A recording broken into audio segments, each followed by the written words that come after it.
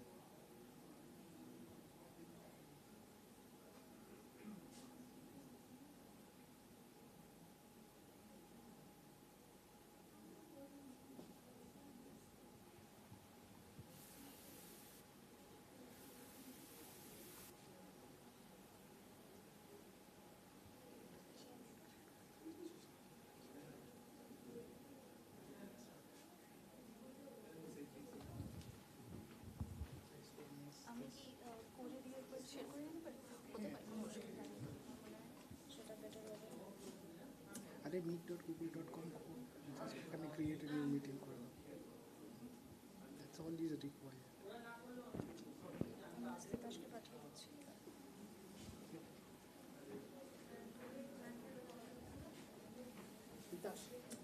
join কর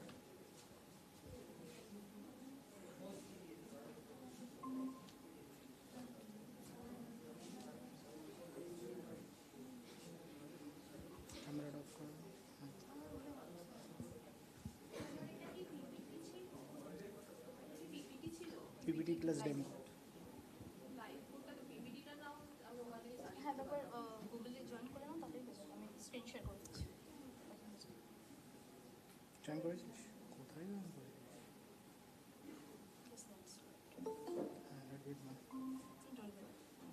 This kind of things happens.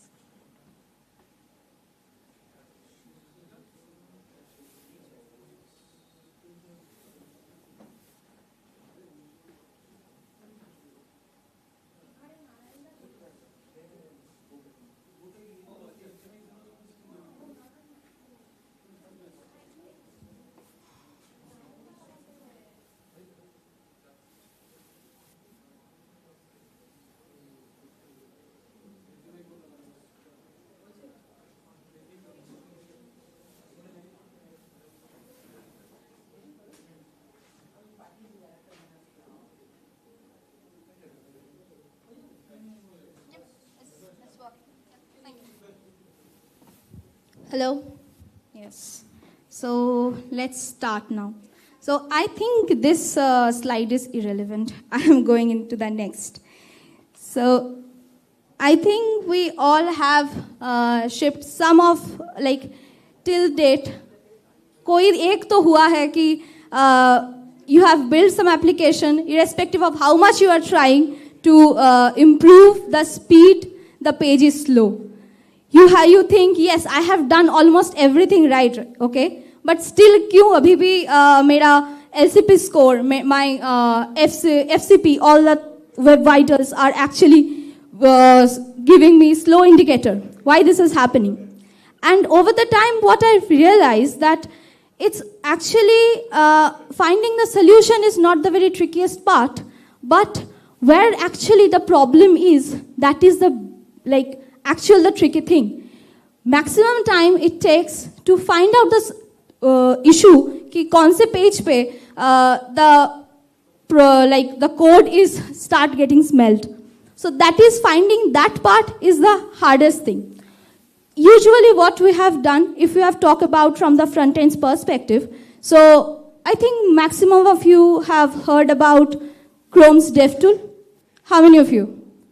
Okay. So we have used that to understand that yes, here is the performance issues.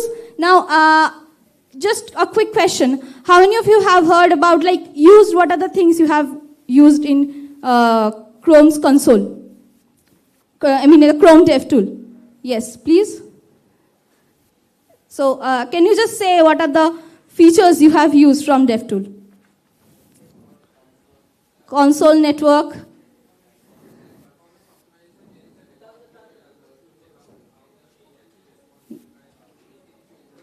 Yes. For checking out layout and flex boxes. Yes. Other than that, Application. security, These are the security application. Yes. How many of you have used Lighthouse? Yes. So there are, if you have start thinking from the performance thing, so there are two main tabs that we can use. Though there are many, but two main feature from the dev tool that we have mostly have used, that is performance, and another is Lighthouse. Now Lighthouse, if I start talking about Lighthouse, it's a majorly give you a cumulative result of what are the matrices. It's more like a report card of your application, entire application. Whereas performance tab, if I will go, just let me go there. If I have a performance tab, and that performance tab is mostly about very in-depth analysis. Okay, so in-depth analysis of the your complete performance, where you may see this kind of flame graphs. I have already prepared a performance record, so from there I am showing. So here you can see an in-depth performance graph from where you have to check which application is like showing red mark, where when the component is getting mounted, when the components are, which components are not getting mounted in the proper timing, how much delay or time it is taking. All the things you can go and check from here to find out which part of the code is actually causing the like performance bottleneck. But this process, this entire process is actually very time consuming. Check out each and every section of the application, that yes, this is the initiator, and from here the things are actually taking a lot of time. So that is very time consuming. So what we have what I did, I used AI for that. How? I have asked AI to check what are the problems in my application. First, find it out. Then do one, just a second.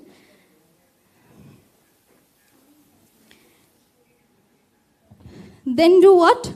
Then tell me the fixes. What are the fixes and where can I apply them? And for that, I have written some prompts.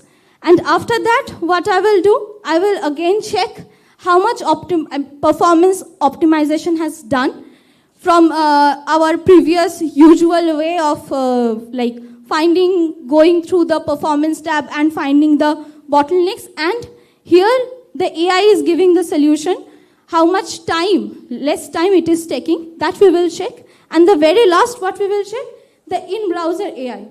So our dev tool console uses Gemini Nano, a very small model, and it this is an in-browser AI that never needs any server or anything.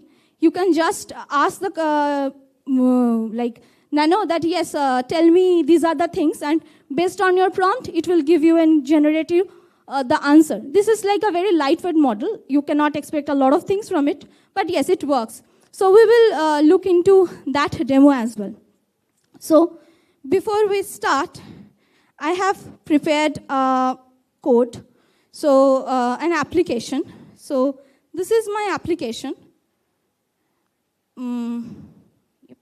This is my application where I have intentionally given some bad and slow code that will take a lot of time. And what we will do, we together try to fix it using AI, using Gemini model. So what I want all of you to do, if you want to code along with me, so you can just go here and scan the QR. And I have all the docs prepared here that will tell you all the instructions, that how to set up the project, how to, what are the things that you have to do. Like it will lead you to my GitHub account and GitHub repo. You have to clone the repo and set it up in your local. And I have provided all the keys and all the things that is necessary. All you have to set it up and code alongside with me. Okay, so how many of you are doing it? Okay, great. So what I have done is, I have prepared the code already. So all I want you to go, it will lead you to this doc. Just go here and clone this, fork this repo and clone it. And make sure you are going to the demo branch. It has that slow code. So go in the demo branch and do yarn install. If you want to use PNPM or NPM, it's your choice. No issue on that part. And the entire app, though I have used React and TypeScript in here for the demo, but yes, you can, my motive was to show you how you can use AI to optimize the performance. So other than this, all the things are placeholder. So you can use your own favorite language or anything you want, but I think everything will leads you to maybe for the simple demo React. You can use Next, you can use anything else. So whenever you have set up the code base, just let me know.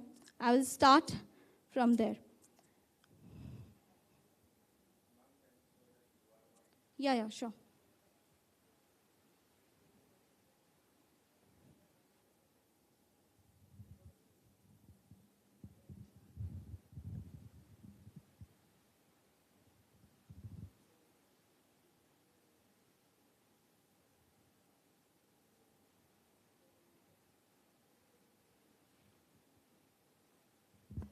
In the meantime, I will just start explaining you the code.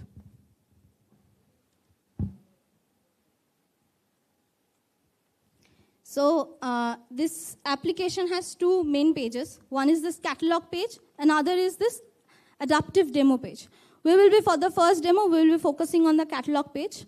So if you have set up your application, so the repo, so you will find here the product card and product list. These are the main two your components that we are going to hit and we are going to check. Apart from that, there is another two main files. These are actually the main important, that is analyze and fix. Here, the analyze.js will do what? It will try to find out that what is wrong with the code. And fix.js will do what? It will give you the fixes. It will apply all the fixes. And after that, you can again check. So before starting everything, I will just quickly do a lighthouse check. So here, this is the lighthouse of the Chrome. As I said, it gives you a report card of your application. So I will quickly do a analyze page load.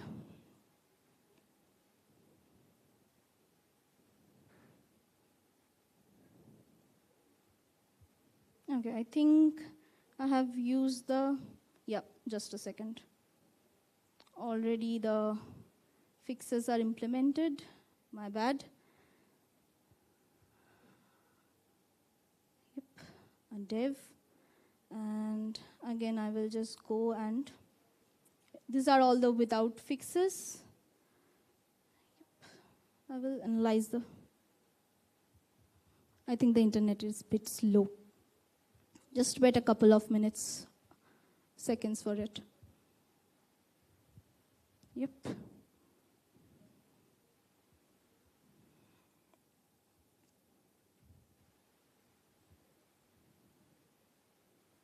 So this is the score. As you can see, the score that Lighthouse is saying, the FCP and LCP is completely red. That is actually not a very good thing if you think it from a performance perspective. Now, here the Lighthouse score has give the complete analysis of where and how much the first contentful paint, largest contentful paint, all this, I will explain you all the things. Before that, just give a look at the what are the things. So this is the performance, the overall performance of your application. Next is the accessibility.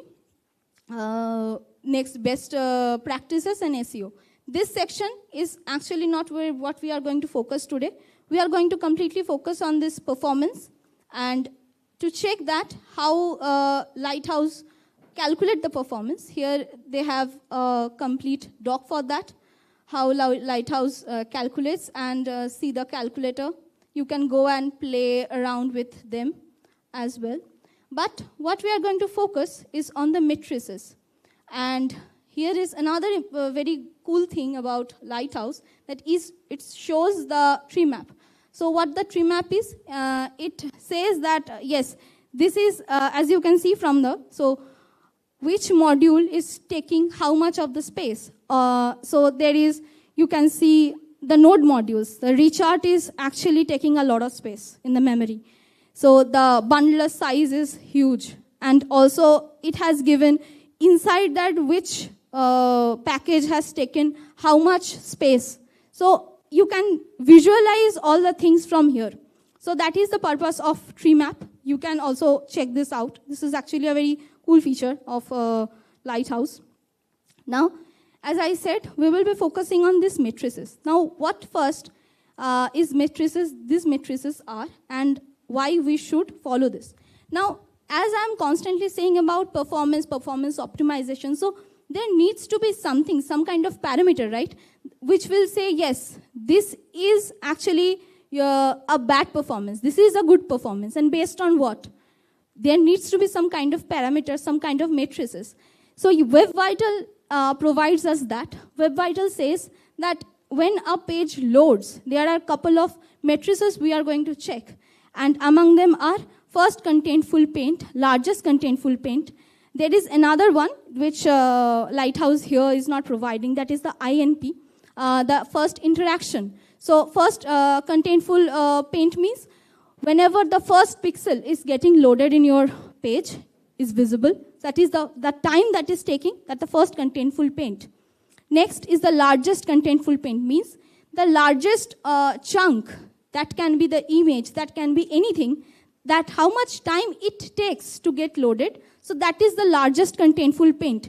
Cumulative layout shift means how much the layout is shifted when you are loading a page. So that is another matrix. And the INP that I said, INP means the interaction. First, at the very moment you are starting the interaction with the application, and how much time it is taking to get the thing started. So that is INP. So these are mainly the three metrics we usually uses for performance, checking the performance, it is going good or going bad.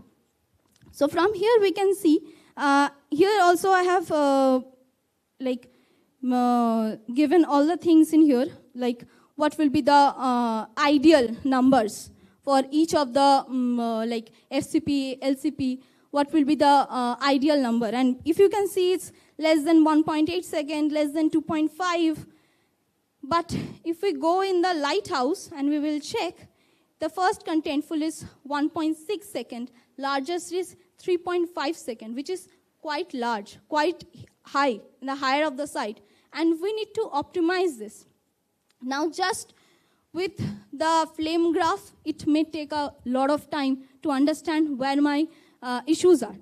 But yes, another thing that Lighthouse provides, that is, it also gives you suggestions that where the actual issues are, like from which part is the issue is getting started. It also gives that kind of overall insight as well. So what we are going to do from here, even if we go to the flame graph and try to check all those particular, even if we can identify the things that yes, these are the components, these are the files that is we need to optimize, we need to code in a better way. Still, in which part the fixes are needed, that are the things that we have to like identify, right? So that can take a time. So what we have done, we are going to use AI for that, and we are going to check how much AI can improve that, not with just the code, but also how it can make us efficient, it can properly utilize, we can be fast, we can be faster. So in that sense, how much AI can help us. So there are the two files that I have said. One is analyze.js, another is fix.js. So we are going to focus this analyze.js. So what I have done, first, there is a lighthouse. I have a lighthouse JSON. It will go and read from this JSON that, yes, this is I will provide it the complete JSON. And here, I have prepared the prompt that, yes, this is the lighthouse core. This is all the matrices that the lighthouse is using. And based on that, what you are going to do, this is you are going to act as a senior engineer, and you are going to fix all the things. As I have, these are the files I have mainly, I have the code, and you are going to tell me where the issues are. So I have prepared all the prompt in here, and here at the very bottom, I have tell that, yes, this is the model. Just prepare the model. This is the initialization part, and I am providing the prompt in here. So let's just quickly do one thing. From here, I will copy the complete JSON of the lighthouse, and I will put the JSON in here. Okay, so this is the JSON.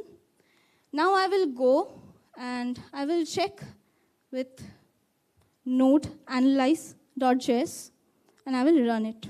Let's see what happens. This current score is 74, and yes, it is given me. These are the two critical issues.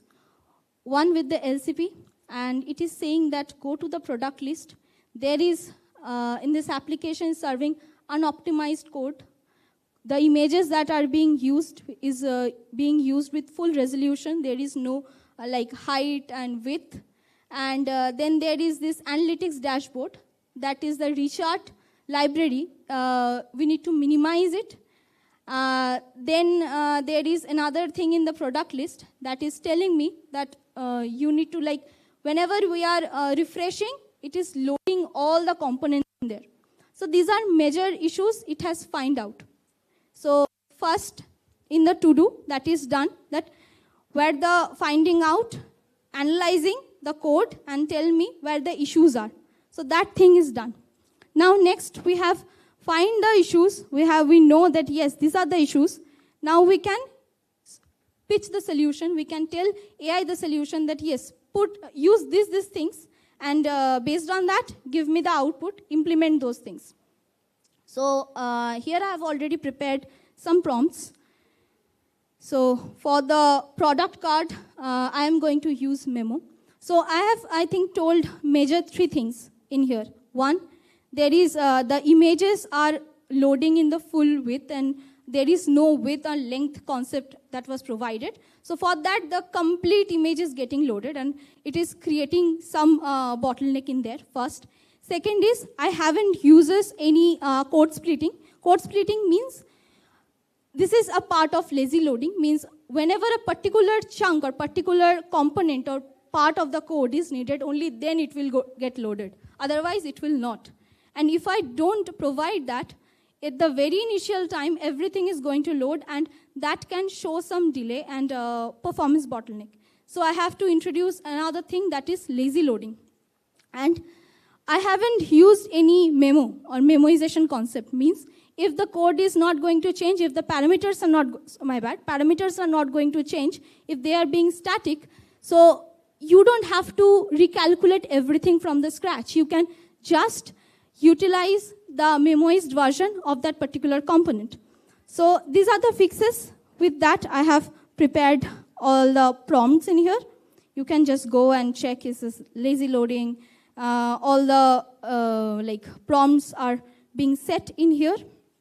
And what I will do, and at the very bottom again, I have called the generative AI from Google, and I am going to feed the same data in here, same prompt in here. I have initialized the model, and here I am feeding the prompt. Now I will just go, and one by one, I will apply the fix. So this is the fix for the product card. And if we go in here, we can see this is the product card, and these are the optimized, yes, these are the things it has added. First is it has added the width and height, and as well as the loading part. Next is it has applied the use memo, as I said, to memo is the function, get price category. If the price is not getting changed, it is very unnecessary to load the entire price category component again and again. Next is what I have prepared is images to optimize the image. So yes, so the size and all these things are provided in here, as you can see. And the very last, I'm going to apply the code split. So these are the prompt I have already generated. It is going to that particular file and adding the necessary code that it is feeling that, yes, these are the codes is needed to be added. So I think it's, okay, yep. Yes, yes. As this is a live demo, of course, I cannot prepare the prompt here. So I have prepared the prompt initially so that the time can be utilized. So that I said at the very beginning that I have prepared the complete prompt because this demo I have I ran at my home, and from there what are the problems I get. Based on that, I prepared the fixes beforehand. So this is the product list, and here you can see it is lazily importing the analytics dashboard. So yes, I think all the application, all the fixes are being applied. Now we will quickly go in the application and we will build it. So yarn build. And we will start in the preview mode.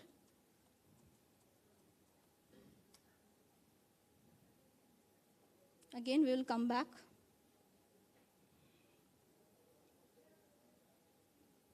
The internet is a bit slow, so bear with me.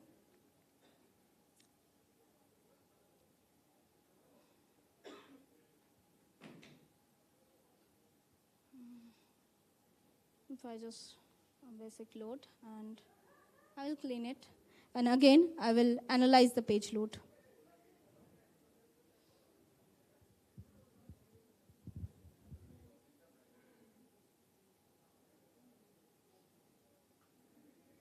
And the performance is showing 99%.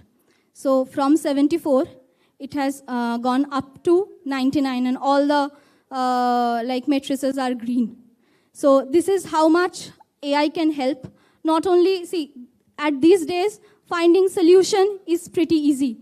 Just go to some chatbot and LLM and just tell, these are the issues, and give me the solution. But finding where the issues are, from where it is getting started, that is actually time consuming. And we can use AI for that to reach to that efficiency. So that was the main motive of this demo. Now the next part of this demo is this adaptive AI, part. So what it is going to do, it is going to use the browser's very lightweight AI model. And based on that, what it will do, it will auto-detect that currently what is the network connectivity. It is 4G, 3G, offline, 2G. And based on that, it will render the products. First, this is the auto-detect. So I will just quickly go in the code part, and I will show you that there are actually mainly two components. That is, this is the adaptive part, where I checked that if the window have the AI or not, and based on that, it is going to give the heads up that yes, everything is going fine. Otherwise, it is not. It will give you the guidance that how to enable them. And the very important part of this part's demo is this hook. So what this hook does, it checks the network quality. So with the help of AI, it will check currently the network quality is, what is the network quality? And based on that, it will load the images. If the connectivity is high, it will load the prominent and higher quality image. If that is not, if there is based on the the connectivity 3G, 2G, based on that it will load that level of image that is going to be properly shown. So I will just give you the demo for that. So before that we will check how it is checking the connectivity of the page. So it is checking again that Windows, if that is present or not, and based on that it is creating the language model. And here from there, there is this matrices I have prepared already, and it is giving the prompt that if the network is fast, if the network is medium, and network is slow. This is like the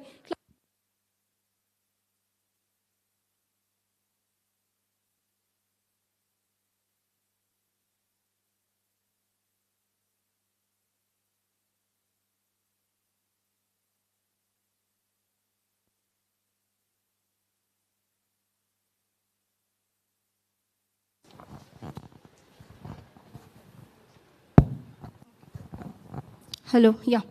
So it is checking from there. It is passing the prompt.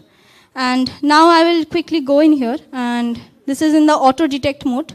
So what I will do, this is fast 4G. This is the fast 4G. That is just take from there. Next is, let's say, slow 4G or 3G. I think, yeah, 3G or 2G. Based on that, it will automatically check that and adapt things, the network quality live. Now what we will do, we will first check with the fast 4G. You can see the image size is 487 KB, and all of them is some 487 KB. Now if I just quickly change the network from fast 4G to slow 3G, the image size got decreased. It is now 42 KB. Now if I will use much slower network, that is 2G, it is went down to 8 KB. So this is based on the network quality. Using the AI of the browser, we can automatically load its equivalent or the images. We can reduce the image size based on the quality of the network. So that is mainly what this adaptive page is doing. And there are a couple of things to try this in your application. First, you have to enable the flags. Just go there, and I have the things prepared, I guess. No, this is not in here. So I will just add the flags. So enable bypass performance requirement. So you can do enabled as well. You can choose this one also. So this is forcefully telling as it is going to use some GPU. So you are, it first checks if your device can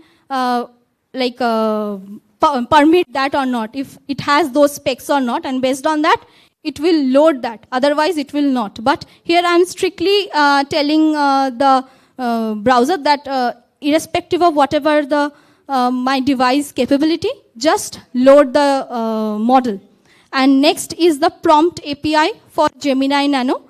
That is another flag you need to enable. Once you do that, you can use the Gemini Nano in the browser. This is a very lightweight model, as I said. You can do it, it doesn't need any server or any key, nothing it's needed. All you have to just go and you can try it out. So this is mainly all the things. I'm at the very last of the talk. This is like the PPT. I think I didn't need the PPT that much. So yes, these are everything at the very last. Broken React app, how with the help of Lighthouse, we have analyzed Lighthouse JSON, we have analyzed, with the help of AI, we have analyzed the fixes, the issues. Okay, fine, this is the Claude API is still written in here. It will be Gemini API. And at the very end is the fixes we have implemented. And there is this adaptive loader and all these things. I think README is also in there. I have provided already. So yeah, that's all. You can connect with me on LinkedIn. The QR is in there. So any question? No question? Yes.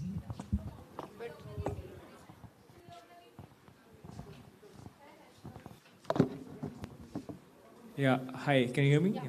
So, firstly, great presentation. And then I had this question like you said that you're calling the API in real time to fix these issues.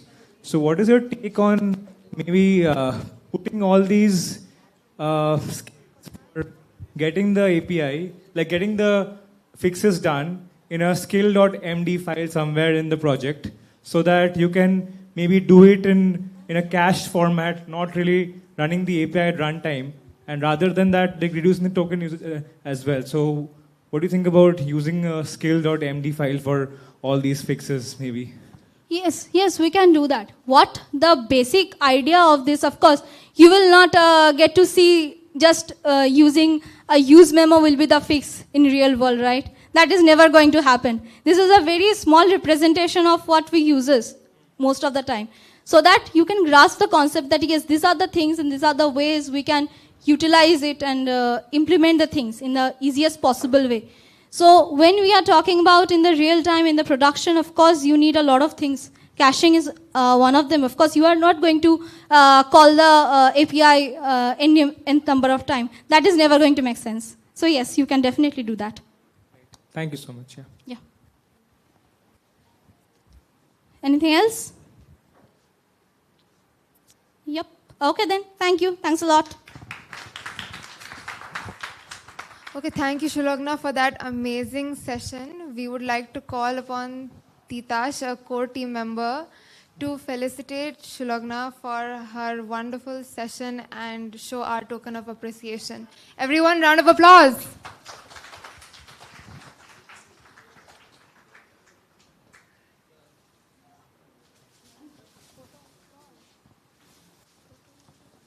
Thank you so much to our speaker for that wonderful, lively session. That was the perfect session for post-lunch, honestly. Like, wake people up and all of that. Okay. Now, we have a speaker that so many of us have heard from before. But honestly, every single time he comes up with something new, he comes up with so much more energy, and it's just like you hear him speak once and you're like, I want to hear that person speak in almost every place that I go. And I'll start introducing him a little. Probably at this point, so many of us will probably even recognize him from the introductions.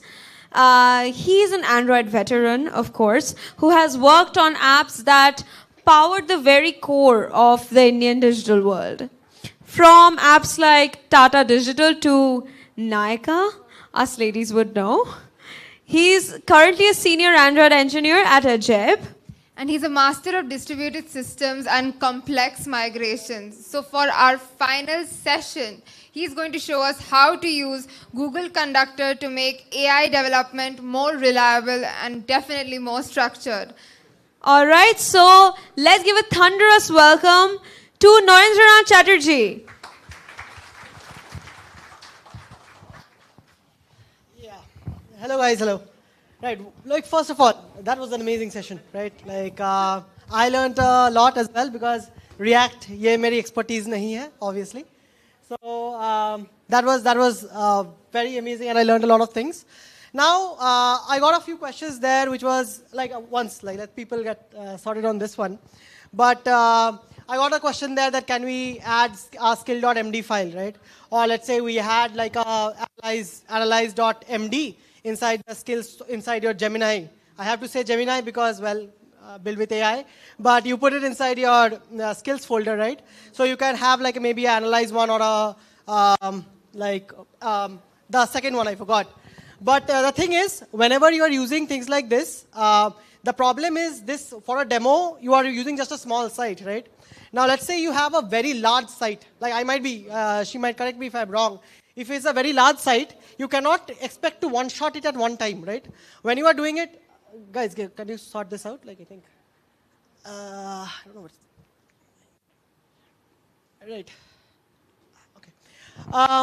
So when you are basically, let's say, it's a very big site, you cannot expect that you would run that command and you will get all the errors in all the screens, because when it is a very production level app, then the number of parameters, the number of things that you are actually handling, number of screens you are handling increases at a furious pace, and errors will also spiral on, and we'll get to what is context rot and all that. But that is one of the problems that we often face when you are doing anything with a LLM or anything with AI. Now let's say, what if there were a way where, let's say there are 20 screens in our app and we spec them out, that 20 screens, they actually happen like once you run the app, right? And you take a particular screen, you basically do the performance optimization of that screen. You learn from what you learned from that optimization, and then you put it somewhere else and you replicate it into a different screen. Right, that is what I feel like, that is what we are going towards, that is what we should be going towards. Let me just start. Can I have a volunteer to change my slides? Guys, anyone? There is a slider? Okay, that will be good. In the age of AI, the kind of work we are left doing, change slides. So, I think we'll need a connector. You need a, I think.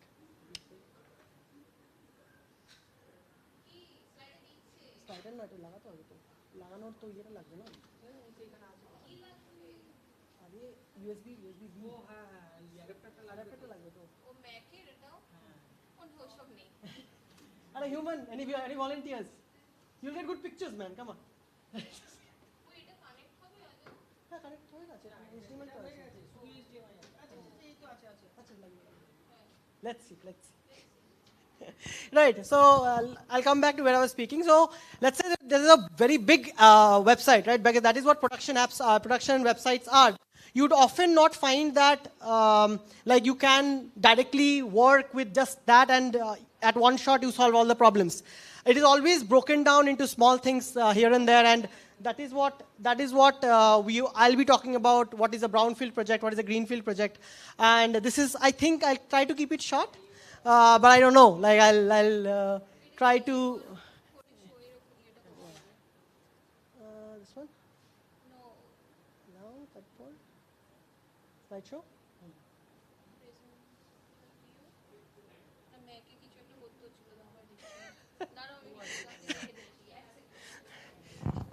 So yeah, like I'll keep on speaking until my laptop this comes up.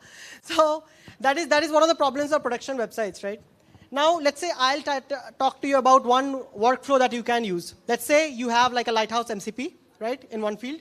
You, let's say, have a browser MCP on the other. So what you are doing is you set the Lighthouse MCP and you get the data from the Lighthouse directly, right? Once you get the data, you put it into the, put it inside your LLM. Let it run the skills that you have already put into your skills.md for, the analyze and fix. And once you get that fix, you use the browser MCP to run it again. So what it becomes is it becomes a feedback loop, right? Now all of this is becoming very futuristic, because that is what I thought when I first started using things like this. Because the problem with LLM is we do not want to play roulette. Like, it's not a Russian roulette that we write a prompt and we just pray to God that bhai chole ja, bhai please fix. Work like a senior developer, make no mistakes. So this is not something we should be doing, because I don't think just because you say that you are God now does not make Gemini God, right?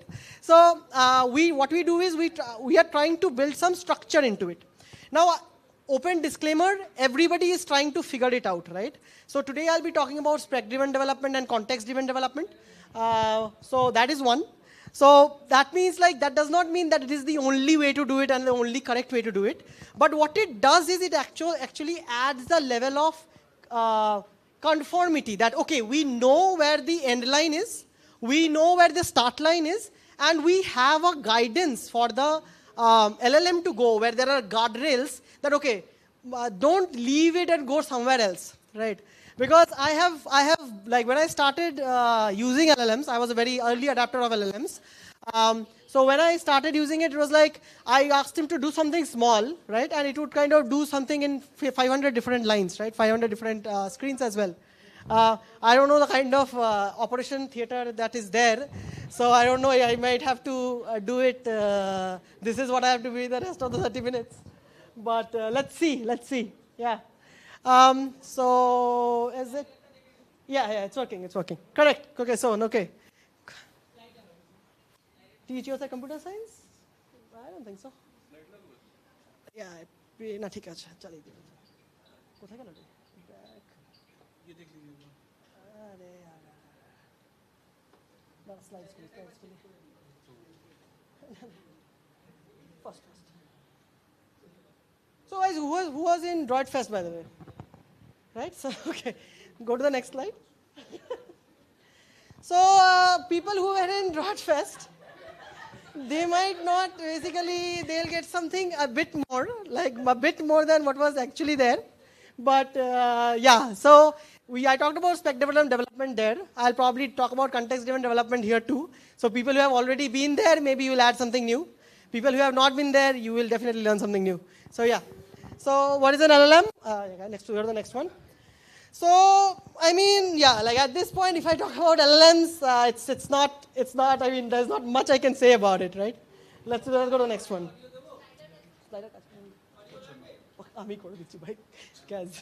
So, can LLMs generate good code? Now, this is, I am not, I'll not say that it can't, right? I was having a fantastic discussion a few minutes ago, right? So the thing is, how well we guide it is how well it will actually generate.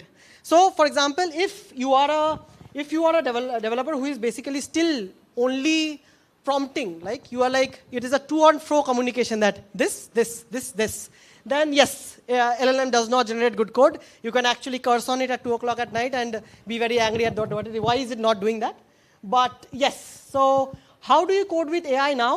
We code with AI as in like there is like coding when the chat box, right? You copy a piece of code and you get some answers from there. So you are basically using the section as a like a to and fro but a glorified Stack Overflow, right? That's what you're treating it as.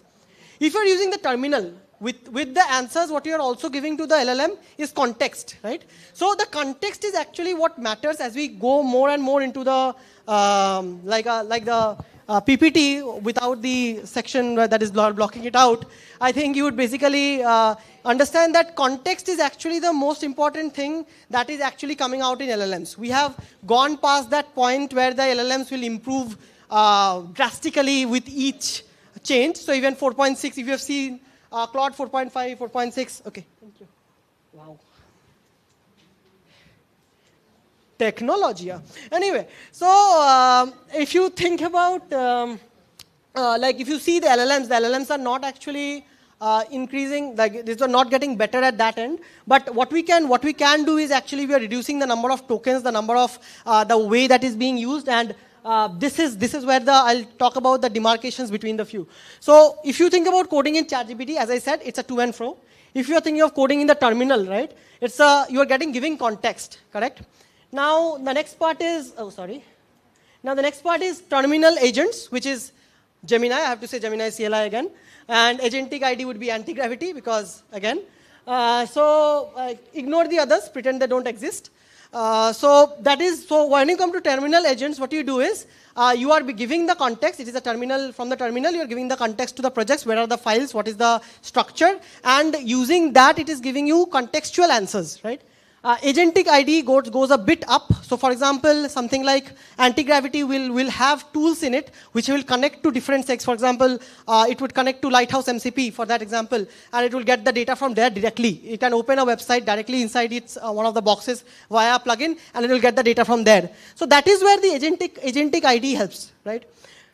Where is the problem, right? Where is the problem? So because when you think about vibe coding, right? Because I have said this is the code is catching up, but I think I'll repeat it again. Yeah, coding is cheap now, right? Debugging is still costly, right? Because finding bugs needs you to know the code, and please fix will not help LLMs do it any better. So when you are seeing code that you have not written yourself, that is a very, very difficult place to be in. Correct. So what is vibe coding? Vibe coding is basically you only live once. You just say that I want to make the next Facebook, and you expect Claude LLM to be like, "Tera bhai aaj code karega," and you just write the whole the next Facebook is there, but that kind of does not happen, right? So if you think about the vibe coding life cycle, like I think you'll agree with me on this. So what happens is, let's say there's a single line prompt. You write a prompt. And then depending on the prompt, it gives you there's a set of assumptions that it makes. And there is a code. There's some amount of code that is written. Now you're like, I need the button to be green, not red, right? You write that. Again, it assumes the rest of the things that it wants all buttons to be red. So it assumes that, and it makes that iteration, and it creates all the buttons as red. So this is like a continuous back and forth. Now the biggest problem is there is something, it's a bit down, I should have put it up, but if you see the below graph, right?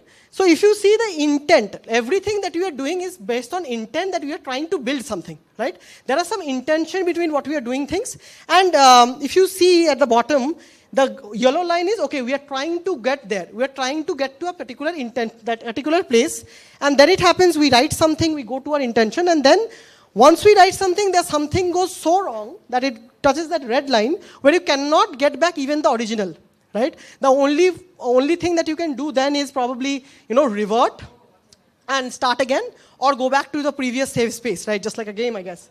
But that is not something we want to be doing. We want to be very intentional about what we are doing and how we are doing things. So spec-driven development, right?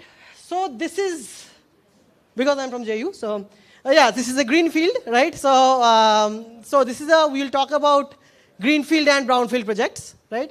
So when you talk about greenfield projects are, you are just starting. You are just starting the project. There's no spec, nothing. There's no PRD. All you have is you have the idea of the project, and everything is specced out, right? For example, I'll give you an example. If you do not create a house with a blueprint, right? If you do not have a house with actually telling you where are the sections where, where are the windows will be, what are the different places, what are the flooring will be, the house that will be made will not be as good as something that has already been created. The whole architecture diagram has been created, right? So that is what Greenfield project basically denotes, that it is a project that is not been started yet, or this is a project which has had specs from, I'll come to what is specs from day one, correct? Now, let's say, what is brownfield projects, right? Brownfield projects are shit projects. Like, that's no better way to say it, right? It's projects that can probably be a vibe-coded project, right? Where you basically had this idea at 2 o'clock at night, and then you are furiously coding for 6-7 hours, and then you build something. So it turns into this giant pile of shit, right? So that is what probably brownfields are. Not true. Brownfields are projects that have a large number of people actually making things, and it does not have a spec, as in every time a new feature comes, you basically build it, which is actually most companies. I don't blame them. Of course, that is how most companies work, that you have a new feature, you plug that feature in, and the project progresses forward. There are other 5 developers developing 5 other projects, and then they put that spec in, and it goes forward. So that is what brownfield projects are. Now I'm coming back to the topic pe aate hain. So what is a spec? There's a lot of things in English. So express software functionality and serves as guidance to AI coding agents, yada, yada, yada. But what does it actually mean, right? So if you think about specs, what it happens is, let's say, the product goals, why you are building that project. That would be one point. What are the technical decisions? What are the tech that you will use? Would you use Kotlin, or for example, I'm an Android, right? So you would use Kotlin or Java. If you are a web developer, would you use Vue or would you use React? So these things, constraints. For example, I don't have money to buy, let's say, a big tool right now. So that constraints can be as part of a spec. The tech stack details. What are the tech stacks that, as I said, tech stacks that will be used? What are the workflow rules? How would you work? Would you be using Jira? Would you be using Linear? Would you be getting the data from there and actually building things? That would be a spec. Now that spec can be shared between machines, can be shared between shells, can be shared between team members. So why is that important? Because when you have a single source of truth, I think people will understand what I mean, that when you have a single source of truth that, okay, this is the North Star we are working towards, correct? So if that single source of truth will be there in your spec, correct? It would be in a set of specs. I know it's still hazy right now because I have not gone to the dirt of what is a spec, but this is a good space to start. That open spec is so let's say a spec is basically a place where you store all these data in one place so that other people can refer and use it. So why do you need a spec? Why do you need a spec? So this is what usually Claude works as. You're like, do you want to change 5,000 files, right? Because that is what Claude does. It's like, it does not, because it does not have guardrails, it does not have limits to where it can go to, it will just probably just go for it, because we have asked it to do just that. It's garbage in, garbage out. The problem is when Claude does not work, it's better to start afresh, punch yourself, then probably say, please fix. But yeah, this is why we need a spec. Right. Next one is not working. And it works. Give me a moment. Yeah. So how does traditional coding work? Traditional AI coding work. So this cute robot is basically, let's say, your LLM, in this case Gemini, CLI. Not saying I use Gemini CLI, but it's Gemini CLI. But this is Gemini, for example. So it's as a spec. You have a list of things that there's a list of things that you need to do, and it is fed to the LLM, and the LLM writes code, right? So that is the project that is made. If you think about brownfield, it's probably you doing some things. Then you are asking the LLM to do some things, and then you basically make that project, right? So it's like part human, part you written code, when there is no clear idea why it was made in the first place. So if you think about it, this is actually this is the reason why. Again, I'll come back. I think there's one thing that I need to talk about. Okay, it's not there yet. Never mind. So if you think about brownfield projects, I already said what brownfield projects are. It's all the production projects that you are working right now. So let's say there's specs, it drives code, and the project. So this is very simple. Your everything, there is a source of truth, correct? But in brownfield projects, there is no source of truth. You have probably thousands of PRDs lying around. You have thousands of things riding around. So how do we actually use this in production environments? Correct? Because that is where the problem lies. Even hobby projects are very easy. Like just putting one prompt will actually do it. But in a big project where there are thousands of files, how would you use spec-driven to actually improve it, right? So let's say there's one thing we can do, like use this one. Let's say we are using this part of the section, right? Reverse engineer. Now, I'll tell you why that is not correct, why that is not good. What reverse engineering does is, reverse engineering basically, there are tools for this called RepoMix. There's another one. So what they do is you give it a repo, it creates the specs out of it, right? But it's the same as saying, it's the same as basically having, like I say, chicken and rice and then deducing how the chicken was made. It does not work. You can guess, okay, there was aloo involved, there was like a bit of spices involved, this involved, the chicken was good, right? But it does not mean that you can actually build, you can actually create a good chicken recipe just because you have had that chicken, right? So that reverse engineering thing does not work, because when you are speccing it out from behind, you do not know where it existed from, correct? And there is another problem of context which I'll actually come to. The second part is the incremental approach, where you basically what you do is you divide that pile of shit into like 6 piles of shit, and every small part you basically try to spec it out. So in this lower section, I have given 4 features: RSVP, calendar, profile, and kudos. What you will do is probably just take the RSVP section and maybe spec that part out, so that anyone using the RSVP section now have a list of specs to work on. So yeah, anatomy of a good spec. Yeah, I already said that. What is context rot? How many of you know what context rot is?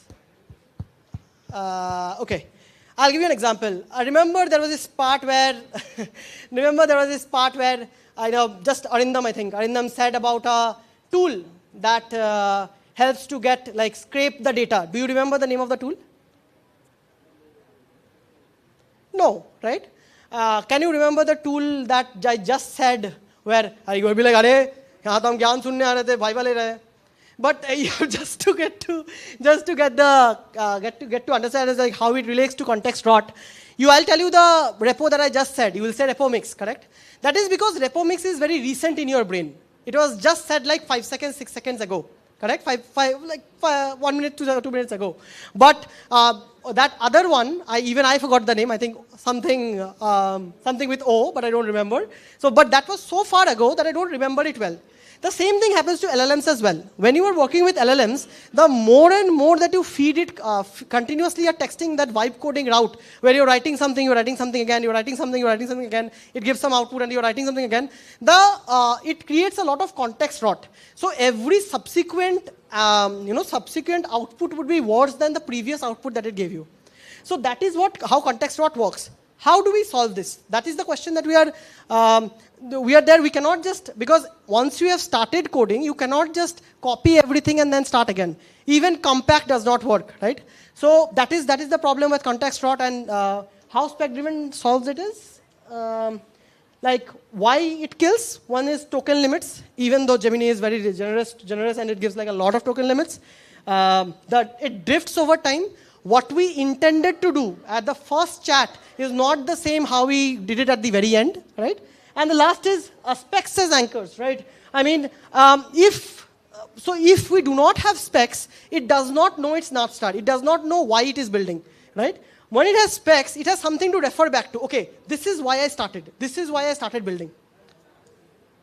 Now, this is context. This is not Gemini, but I had to explain context engineering. So what is context engineering? If you open any, I did not find it in Gemini, this interactive thing, so I use Claude. So in Claude, let's say if you check for context, what you will see is you will see how each of the elements are taking the tokens, right?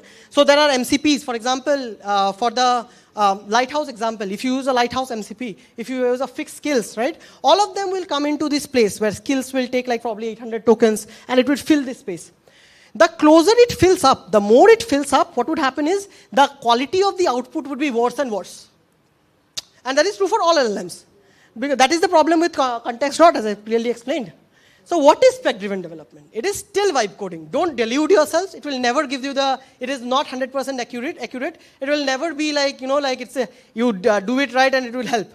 But what spec-driven development does is it still is, YOLO. But it is with a shield, it's with guardrails and guidelines so that you can guide the LLM in a way where it can actually give out good output. So where does spec-driven development sit, right? Let's say the size of the problem is large, right? And the things are unclear. You would probably not use spec-driven development, right? You would probably use something where you would trust a human to do that, right? That is, let's say if the size of the problem is small and it is like, the clarity of the problem is very high, spec-driven development is amazing. Because, why? Because the size of the problem is small, means the amount of context that needs to be specced out is small, right?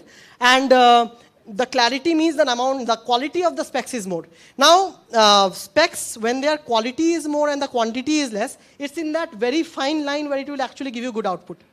Now, what if the problem is large, right? If the problem is large, how do we use spec-driven development there? If it is unclear, there is not much we can do, right? Because it is garbage in, garbage out. If your input is bad, your output will be bad as well. But if your problem is large, what you can do is we use the same thing that we did here, where we created the small chunks, right? We basically created the small chunks. We basically made like small chunks of it so that the problem that you are trying to solve reduces, and then you actually solve these 4 problems in a different in a singular way, basically. Right. Now, let's say I come here. So let's say I'm coming to the actual spec-driven workflow. So how it works is there's a human in the loop. We are the ones who are giving the specify, propose, we are proposing what, we are giving the requirements. So in this case, it will be like a Jira ticket, it will be a PRD, it will be a, let's say a Figma link. So that would be your specs, that upper part, right? Then it would research and draft the feature.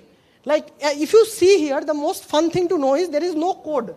The code is at the very end. That is where the code is written. All of this preparation beforehand is actually to understand what we are trying to build. So the clarity is built by creating this continuous review and feedback. So if you say, for example, make the button green, it would you are expecting that the LLM will ask you back which button exactly do you want, or let's say what color shade of green do you want, right? So all of this is kind of fed back, and the spec is enriched that way. Then it is like, how will I build it? How will the button be built? Where is the button there, and how it will be built? So that button is basically creating that design, creating that schema, creating that tech stack, and then it is pushing it forward. Once it is done, then it will create a list of to-dos. Ki ye karna hai, ye karna hai, ye karna hai, ye karna hai, ye karna hai, aisa. So like a list of 10 tasks. Once this list of 10 tasks is done, it will probably go to that build stage. Only in that build stage where it is implementing and executing the tasks does it start writing code, right? So that end part is where the coding begins.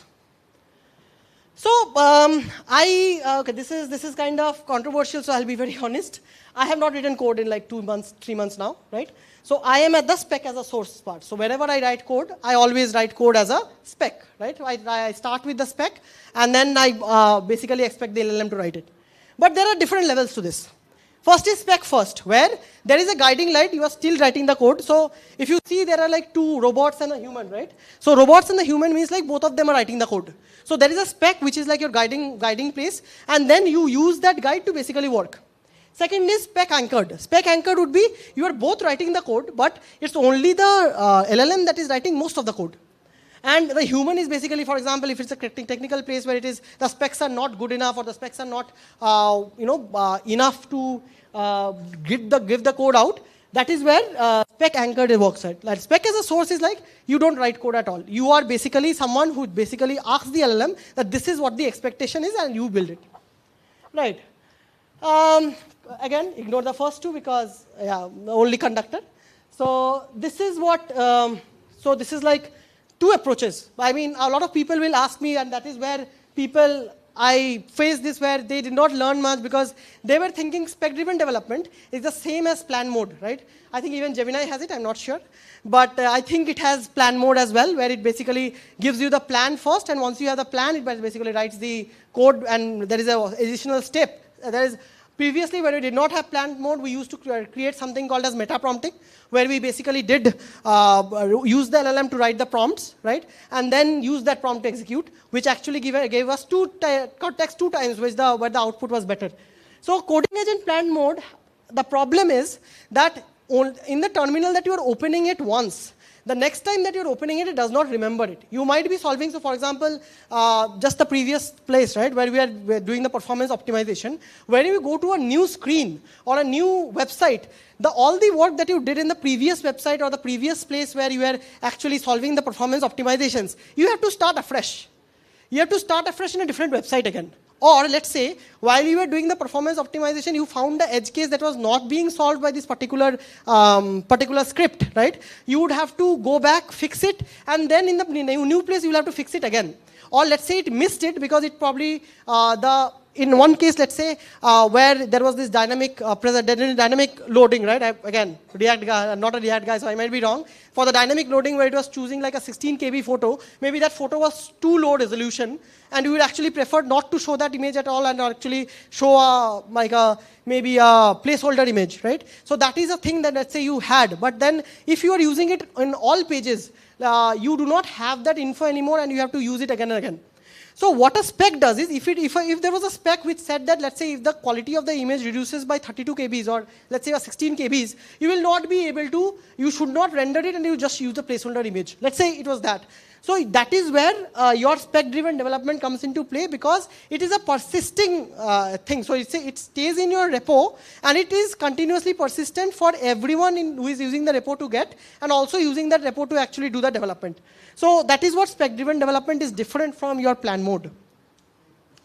So, so for conductor, I'll just, because this is on conductor, how you can use conductor to do that, right? So they choose all the specs that I talk about. It saves those stuffs in markdown files, .md files, and then it is always version controlled, it is always persistent, and it is always in context. Like it is always syncing with what are the changes you have done.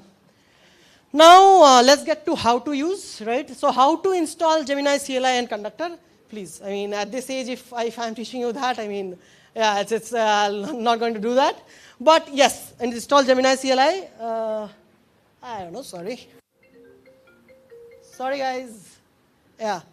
Say hi to Swastik. I think he's coming tomorrow for, I think, one of the UI talks. Anyway, let me just change. Thank God I used Gemini for once. Like, at least I have something to show. But, yeah, cool. So let's say I go to the next one where it's like conductor.setup, where it basically sees what your project is, and then it takes all the data from there and basically shows up your setups, all the things that are already there, and it creates a spec out of it. What are the tech stacks used? What is the architecture used? What are the places where the drawable files are there? What are the places where what are the coding decisions that have been made? What are the naming conventions that are used? That is what your code conductor setup does, correct? Now next is new track. New track is where you are trying to build something. In this case, I'll say performance optimization, because that makes sense. So let's say I want to create performance optimization of screen number A, right? So what you would do is you'd probably create conductor new track, optimization of screen, and then tag whatever that screen is, and that track is created. Once that track is created, it would ask you questions until it feels that it has enough data to actually use it. Then you can jump to implement. Implement is where it would say that, okay, do I have everything to actually do all the things, correct? So if you see it actually it approves the plan step by step, and then once that is done, once the implementation is done, there is a feedback loop where it actually checks that if is what you have said actually how it's working. So it actually does the conductor review as well. Now review, that's not enough. Next time that you are using it, all the learnings that you had from this, that is how basically a human, that is how we learn, right? So if you have this full plan and we actually want to know what we learned from there, we would actually use something called conductor.archive, it would see the changes that were made only in this track, like the track that we made, the track that we made here. It would see that in this particular track, what are the changes that have been made that can be used in further tracks, right? So that is where the review comes from. And when it is archived, it saves it to a learning folder where that learning is actually used for other next projects as well. I don't know if it's a lot of jargon for something so simple, for a button change, but I want you to understand that how it will help your further development. Let's say you are using a material design, like a material design 3 or some of the design templates, and you want to use it, let's say you have to use it like in a new project. You don't have to think anymore. You don't have to worry anymore, because now you can just refer to that particular spec, previous spec, and then use it forward, right? So I know I was like, how is spec driven and context driven? Because if you go to Conductor website, they will talk about how it is a context driven framework, not a spec driven framework, right? But the thing is, every spec is a historical knowledge, right? And your context is basically your project DNA as to how we are using it. So I use it interchangeably because I think none of them can exist without the other. If you do not have proper context, your code will not be good. If you do not know what is there, the code will not be good. So what is there is basically spec. What needs to change or how we will do it is probably the context. Now, I'll just create a series of images so that whatever I talked about, like a drone, because I know it was a very kind of a serious topic for me, because I don't usually, it's not that serious for, like, I usually keep it light. But if you think, because I see a lot of projects these days, so I go to hackathons a lot, right? And I see the amount of projects that are actually coming out. It's probably like it's not there yet. Like, there is something in the vision and then it did not reach there, right? That was what I see a lot. So I think having like a in-depth idea about how we are using this will probably help make you use this better. So let's say we have a memory bank, which is agents, project, architecture, right? And we have the specs. So story would be probably a Jira ticket or anything. And your product search, config loader, anything of that sort, and then you use that feature. Now, let's say how it works. So the upper part, where that is blue, is human, right? And the lower part is basically the LLM, correct? So let's say you have the vision, you have the goals, you have the direction, you add that, you create that draft spec, the draft spec used as context, then it goes to review, and then it starts building. I already explained it once, but this comes from a very upper level understanding, correct? Now, let's say an actual implementation would be, This is actually using OpenSpec because I use OpenSpec, I use conductor less. So how it usually works is it creates a folder, like in particular implementation, it creates a folder, and in that folder there are a lot of new files that are added. There are files like proposal, there are files like tasks, there are files like specs, and it kind of adds this file continuously. And once those files are actually placed there, it would create this feedback loop that would continuously work. Now, I want to explain something, that specs are not technically a coding thing also, right? A spec is a vision. A spec is a vision because a spec is something that everybody needs to be aligned on for that company to work, right? If today Zomato is like, "Aaj tera bhai gaadi chalayega," it will not work, right? Obviously, because Zomato is a food delivery company, right? Similarly, today probably Grow says कि आज तेरा भाई like ये बेचेगा, burger बेचेगा, it will not work because the whole company from top to down has to be aligned on what they are trying to build.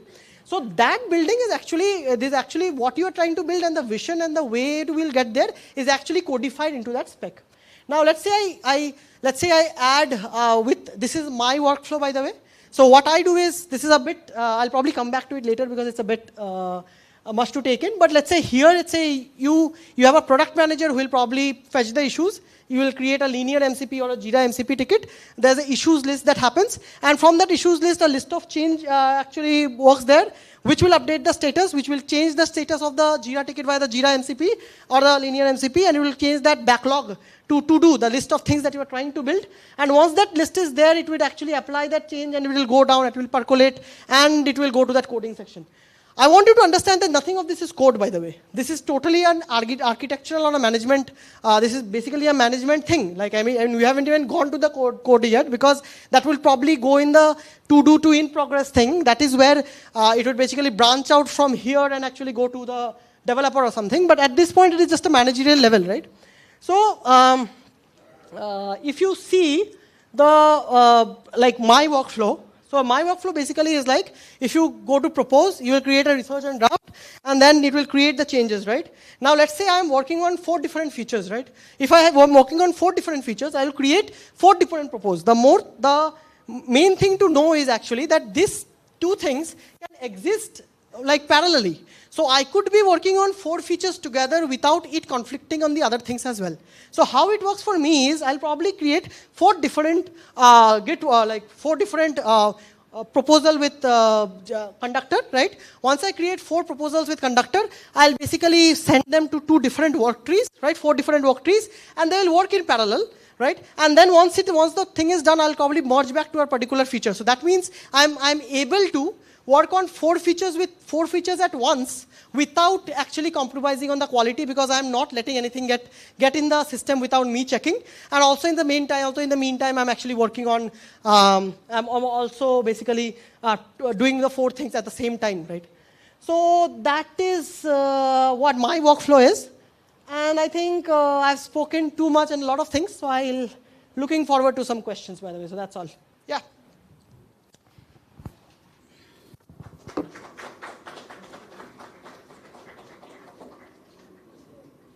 Any questions?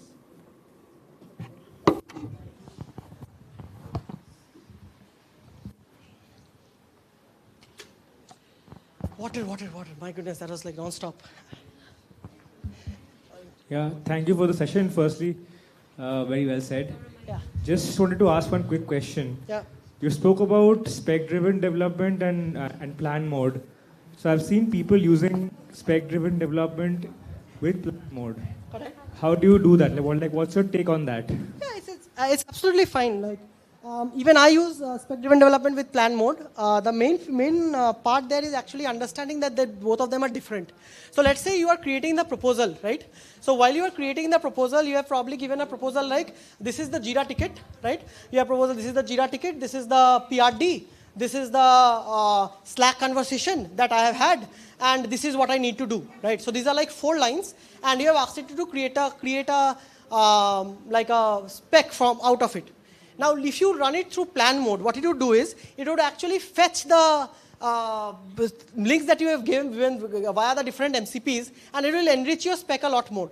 So I myself, when I spend a lot of tokens, and also a lot of compute on that proposal part also. So even when I use it, I use plan mode with spec. So when you are doing that propose, if you actually use plan mode, it will enrich your spec and make it better. So yeah. Right, yeah. Thank you so much. Any other questions? Easy questions are more welcome. Like I know, I mean, a lot of it was over your head, but if you have simple questions, how I can use LLMs better, I'm open to take those questions as well.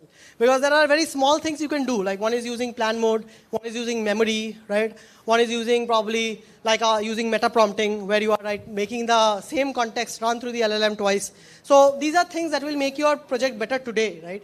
OpenSpec is probably a very using spec, using conductor is probably something like the production environment, but let's say you have something in your idea, you have some idea where you're trying to build, let's say you're in a hackathon, you're trying to build something. Spend 5 years on that spec and ask LLM to write the rest. You know, the amount of, the quality of the project that you will get out is much better.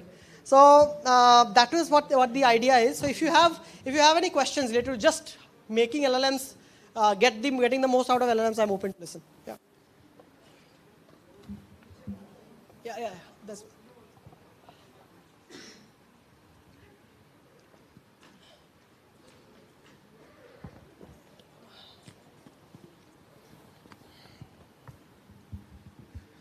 So, is there any type of project when we should use make it better? Like yeah. So as I explained, right? There's like greenfield projects, right? So greenfield projects is projects that haven't started yet. Okay, this does not work. Give me a moment. Greenfield projects are projects that haven't started yet, right? So give me a moment. Yeah. So let's look at this, right? So let's say you have not started the projects yet. If you do this part right, if you do create the specs right, well, let's say I'll go to a very simple example. You are trying to make a to-do app, right? So let's say in that to-do app, there are different sections where you are putting your to-dos. There is a checking function where you are basically checking. There probably will be an alarm function where you are basically adding the alarms for that to-do. You also have a place where you would decide how the to-do would look, right? And also, let's say you have extra features where you can save to-dos and make to-dos look better. You can maybe mark them and tagging system. So you can make these to-dos divide into 5 or 6 different tags, right? So these tags would be 5 different features that you are building in your spec. And in that spec, you will basically create like 6, 7 very detailed items of what you are trying to build. Then you will feed it to your LLM, and it is expected that LLM will basically do it right. Now, if there are bugs, you will again open one particular, one particular feedback loop, and you will basically fix those bugs via the same system where it will correct the specs that it was made from. So next time that you want to create a, let's say, a to-do, it's kind of weird that you would make the same app twice. But let's say you have made it once in React and you want to make it in Vue, right? You would probably, let's say, just use that spec and then put it in Vue, and it will probably one-shot your project because it has already learned what it did in the previous iteration. So yeah, when you are starting new, it is always good to use spec. But when you are using it in an already existing project, it is better to divide into small sections and use spec-driven development in those small sections only. Yeah. but for if I make a longer project, or is it like good to use spec? Of course. That is where I was coming to. Let's say because if you use LLMs for development, right? You are probably doing something like this, right? You are probably doing something. And then you are again writing code. Then you are writing something feedback, right? So what this does is it actually removes it from your intention completely. So it is better to, let's say, if you have a very large project, have a very small section of that project. Like, let's say you have a section of the project which saves something, which, let's say, I'll again give that example, where it saves the to-dos, right?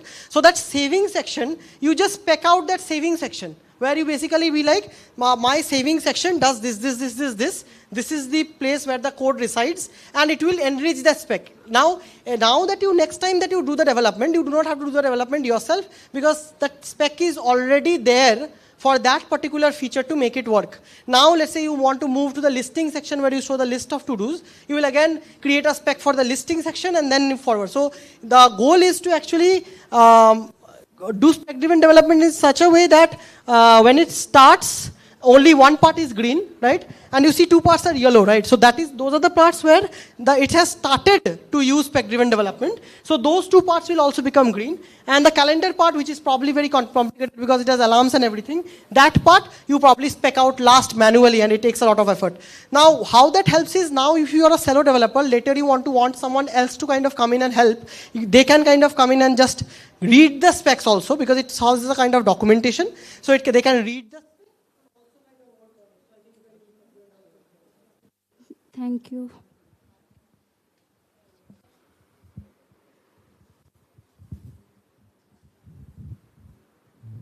Uh, Very nice talk. And I have a question. Is there any way to dynamically load and unload specs?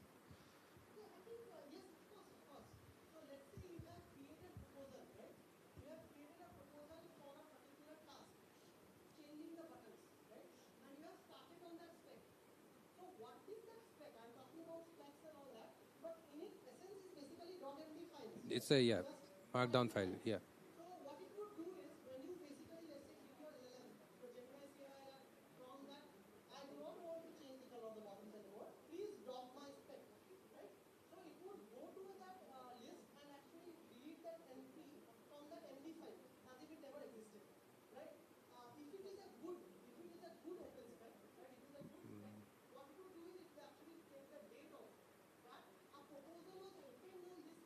Hmm.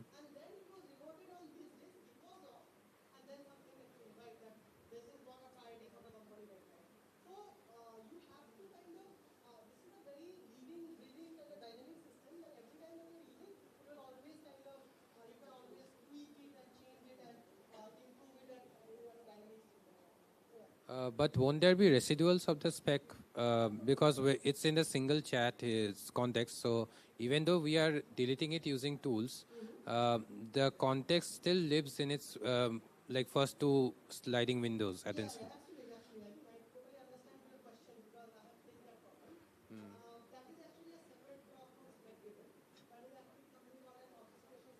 Yes.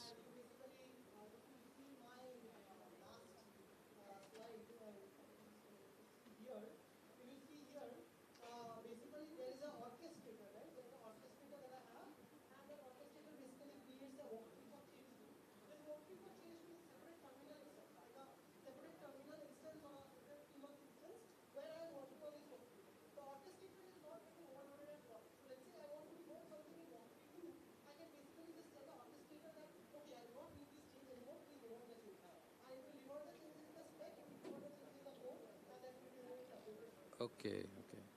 Thanks.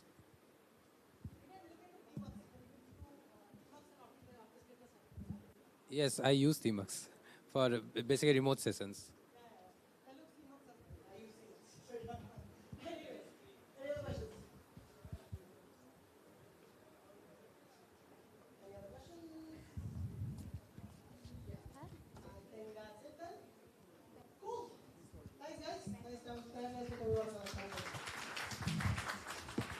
Thank you, Narendranath, for that amazing session. Very energetic and, of course, very funny. Very well put, I would say. It started with a meme. It started with an epic meme. There's nothing more we need to say. Absolutely. And to... All right. We will let him go empty his hands and come back for the felicitation. Yes, and for the felicitation, we would like to call upon Otri Dash, one of our organizers, to provide him a token of our appreciation for such a wonderful session. Everyone, round of applause.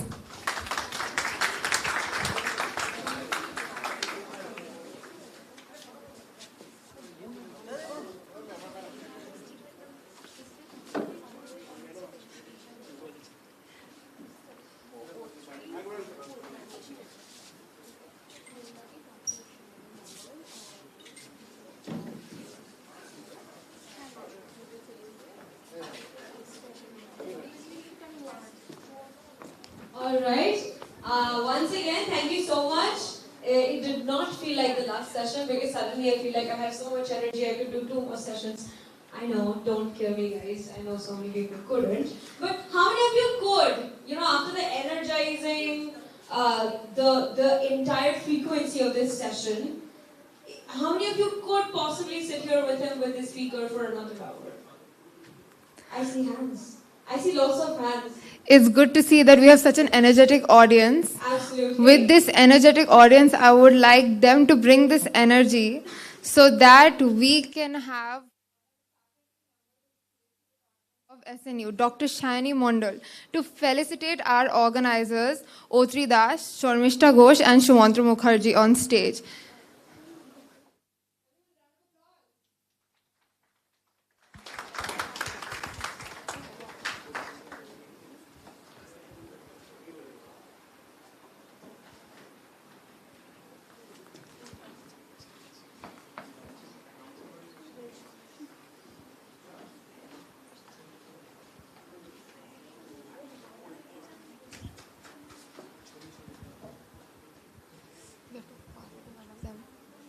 You go on that side.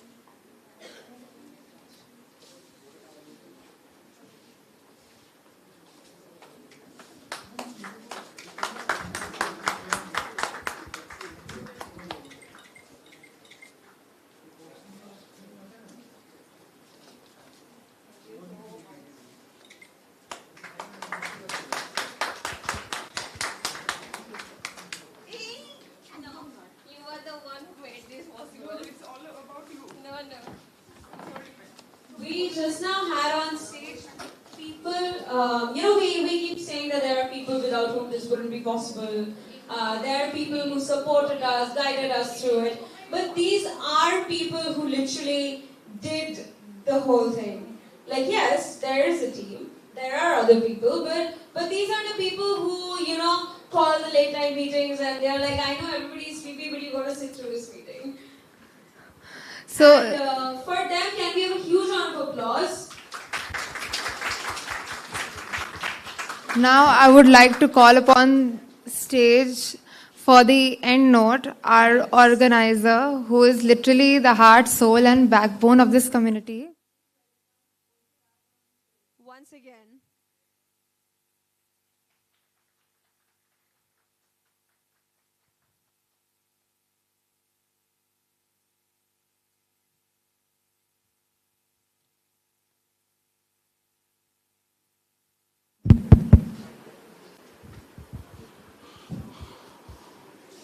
Yeah, hi everyone. Hope you have a great event. So, how is the experience? Like, if I ask you to count between 1 to 5, then how you'll score it? 5. Okay. Okay, great. Okay. So let me tell you something. Like, we have organized this build with AI, be future ready. And there's something for the name, like be future ready, because like I will not reiterate these things because you already had 6 speakers here who told you about what is coming in the future, it's AI or not. So we want to give you that space, that networking, like many of them were GDEs, many of them are working professionals. So the platform we are giving to you for the networking and the connectivity and for learning. And this year, this Build with AI was a free event, and it was a selection-based event. So let me clarify a few things. Like there's some confusion when we organize the free events. Like many of the attendee things, like if you register, you will get an entry. But we have some limitations. The space, the thing, because GDG Kolkata is one of the biggest community in Eastern India. Right now, if you are going in the official website, you can check there are more than 16K members. So we cannot provide this event or this space everyone. As it's a free event, there are some parameters for the selection. So many of them have asked what the selection criteria, what the things and not. So there are a few criteria. So first of all, we should balance the working professionals and students. We have to balance who are the first years, who are on the final year or pre-final year, because we have to give the space for both. For the first years who are coming into this technical world, and for the fourth year who is or are going to the professional world. So we have to maintain that ratio, and also we have to maintain a male-female ratio also. So because as an organization of Google itself, Google also promotes this diversity. That's why they also have a community, women tech makers. So we have to maintain that ratio, and also your profile says a lot about yourself, your LinkedIn, your GitHub, and there's a question why you want to join this event. So many of them you have written GitHub, NA, LinkedIn, NA, GitHub, NA. I can understand GitHub, NA, because so many professionals don't use GitHub publicly. They have their company's own local network for the Git things. But you should have a LinkedIn where you do promote yourself. And the main question was, what do you want to get away from this event? And this answer was very much for us, because we had Akash also, one of our co-organizer. So, and Shumulda also. So we check, like there's a panel for the selection. So many of you, I don't know, many of you have written from ChatGPT or else, but we wanted some genuine answer. It may be a build with AI event. You can say it's a build with AI event. We can write answer from ChatGPT, yeah.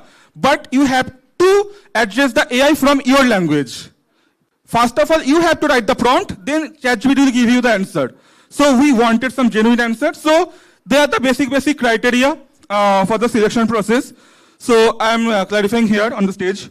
And next, we are planning more events.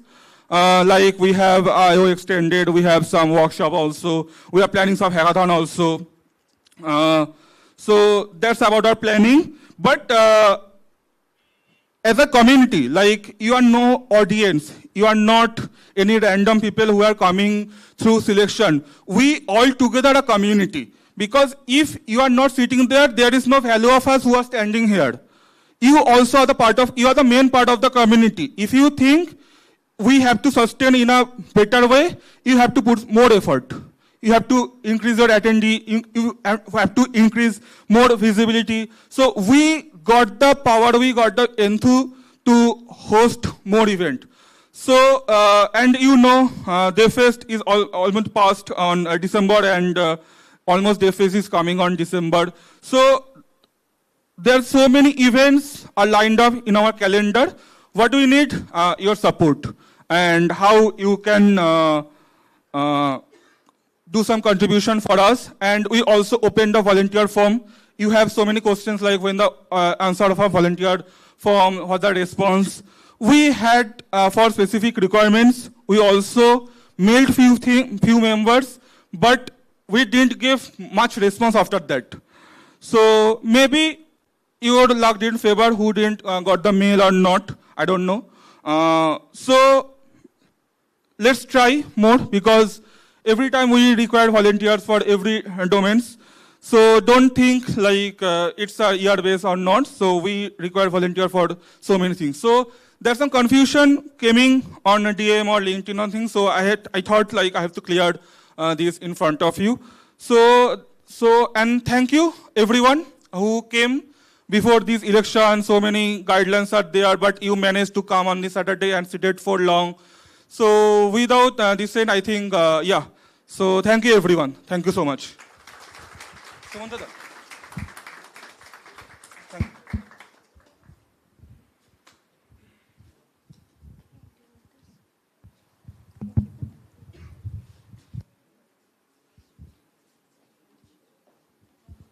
All right. Thank you so much, Utrida. That was a perfect summarization of what this community stands for a lot of queries that we also saw circulating, even offline, even during this event. And we hope all your curiosities have been answered. Now you have like a clean route map of how to be a part of this community in a better way. But as he said, we are already a community. Be that the attendees, be that us, the organizers, be that the volunteers, be that anybody really, the speakers, all of us, we're a community together. And since we are a community together, you can see a little token of you being here that is being passed around at the moment. We promised you that we have something for you at the end, and we have really tiny little swags for you that you can take home with you, that you can, use to treasure today. And that should remind you of what you did and learned today. Okay, so now our volunteers are going around and providing to you our token of appreciation for attending today. Like Brishti has said, you guys have struggled a lot to come here, and you've taken time out of your day to be a part of this session, this conference. So thank you so much for coming, and I hope you have a great day ahead. Have a great day ahead, and that's it, I suppose. So once we are all done taking the little the token from our members, they may lead their ways outside. All right. You may disperse. Yes, you may disperse. We hope to meet you once again, maybe in a bigger event, maybe with so many more of us and you. And yeah, for now that's it. Exactly. Maybe we could see you in DevFest 2026. We could. We are all wearing DevFest 2025 t-shirts. Exactly. So we would like to see you at this year's DevFest as well. I actually saw a lot of people wearing DevFest 25 t-shirts. There's one. I saw quite a few people wearing DevFest t-shirts. So let's hope you have more DevFest t-shirts going ahead. Okay, then stay future ready, Kolkata. Have a good day. Bye, everyone.